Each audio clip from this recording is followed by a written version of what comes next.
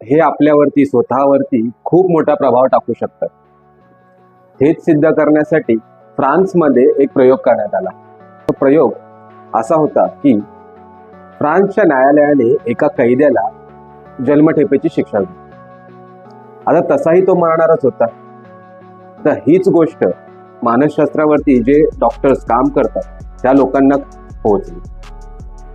ही गोष्ट पोहोचताच त्यांनी फ्रान्समधल्या न्यायालयाची रीतसर परवानगी घेतली की ज्या ज्या कैद्यांना तुम्ही जन्मठेपेची शिक्षा दिलेली आहे किंवा फाशीची शिक्षा दिलेली आहे तर त्यापैकी एका कैद्याला आमच्या ताब्यात द्या, आम्ही त्यांच्यावरती काही प्रयोग करणार आहोत। अशी रीतसर परवानगी घेऊन त्यांनी एका कैद्याला न्यायालयाच्या कोठडीतलं त्यांच्या ताब्यामध्ये घेतलं। त्यानंतर त्या कैद्याला एका ठिकाणी ठेवण्यात आलं, त्याला जेवू खाऊ व्यवस्थित त्याची काळजी घेतली।